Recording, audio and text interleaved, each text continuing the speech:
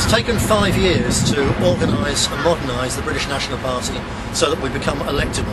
And in the last couple of years we have indeed been elected. We've now got a record number of 25 local councillors, the length and breadth of the country. But it's only 25 councillors, not a single MP. We've never, as far as I know, even had anyone step inside the Houses of Parliament. But even without stepping inside it, we've had an immense effect. In the last few weeks, the whole of British politics has become centred around our core issue, immigration and asylum.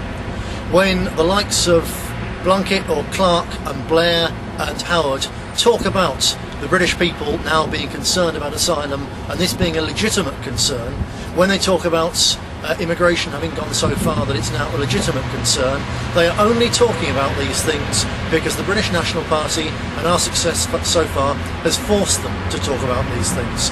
We are the ones who made them sit up and take notice of the British people, because they don't take any notice at all of what people say in pubs or in their own front room. They can ignore that. They're only taking notice because the British people are showing now that they're prepared to take their fears and their moans and their grumbles and to put them behind an organised, modernised political party which will really do something to put things right.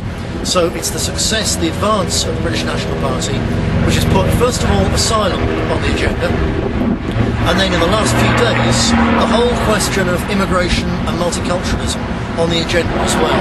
We had an amazing BBC News at 10 report where they actually showed the same footage in Green Street in East London, the same footage of 1 or 2 white people surrounded by the sea of non-white immigrants there, many of whom perfectly decent people, but that's not the point.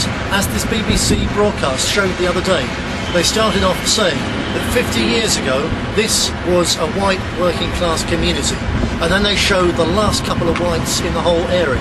Now, we did that on our British National Party TV broadcast last year for the European elections, and we were slammed as being extremists and troublemakers, and now BBC, the very heart of the multicultural, multiracial propaganda machine, was saying precisely the same thing, and saying this area used to be a white working class community and now it has changed completely.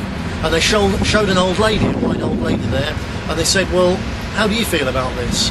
And she paused and she said, well, to be honest, we feel marginalised.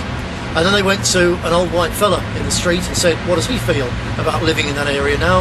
And he said, well, most mornings I'm the only honky in the street. And it's our pressure has forced the BBC and the whole of the British establishment to start openly talking about issues like that. We're taking it far beyond just asylum. It's now about the whole question of what this country was, what this country is now, and the danger of what this country is going to become unless, in the very short space of time, we can turn things around. And we've done that with just 25 councillors. So far, of course, you know, they're only going to be talking about these things. There's an election coming, so they'll talk tough on immigration. After the election, they'll try and forget all about it. But not if we're there to keep on pressing and pushing and making it clear that the British people now have a real choice. They don't have to vote for a party such as the Labour Party, which wants a lot more immigration, or the Lib Dems who want unlimited immigration, or the Conservatives who only want immigration if they'll come here and take our jobs. That's not the choice anymore. It's now a choice between all the parties who want immigration and the British National Party, which says, quite simply, this country is full. We will not allow any of them, more of them, into our country under any circumstances whatsoever. If we need our own doctors, our own nurses, then we must pay our own people enough money and give them enough training so they can do the jobs for us, instead of looting the third world of cheap doctors and nurses who in fact are far more badly needed over there than they are over here. But we're only going to get that constant pressure if we can build on our 25 councillors and get more councillors, and in due course get people into here. It's been said as a joke that the only man ever to enter Parliament with honest intentions was Guy Fawkes.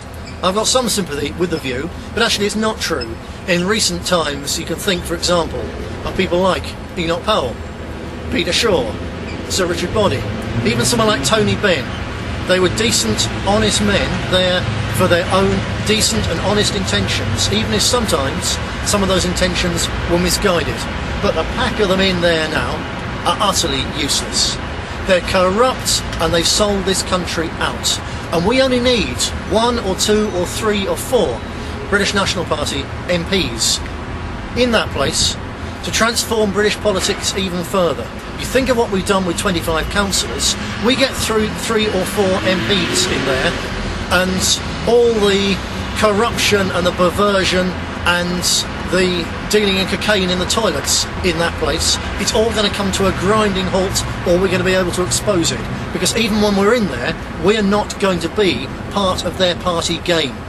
We'll be part of the British parliamentary process, part of the British constitutional process, but we're not going to be part of their parliamentary shadowboxing. We're going to be in there, but something quite apart and separate from that. And the very shock of having 3 or 4 of us in there, really probing, really pushing, really complaining and exposing corruption, and really showing that there is now a parliamentary bloc which gives the British people a genuine choice. That is going to have so much impact on British politics that even if we didn't get anyone elected past those 3 or 4, we will transform this country. Certainly what's happening now in places like Denmark and Holland, where basically the doors have been slammed tight on immigration, if we just get 1 British National Party MP in there, let alone 3 or 4, I guarantee you the same thing will happen. That in itself isn't enough. The whole question of the problems of multiculturalism and multiracialism and the way in which we British have been turned into second-class citizens in our own country, that's a whole separate debate. It's a whole series of extra problems that have got to be addressed, talked about and dealt with. But the very first thing to do is to shut the doors to any more coming in. And if over the next few years, not necessarily this election, but if we use this election as a building block, and in 1 or 2 elections' time we've got a small number of British National Party MPs in that place, I guarantee you the doors to our poor, overcrowded country will be slammed shut for good.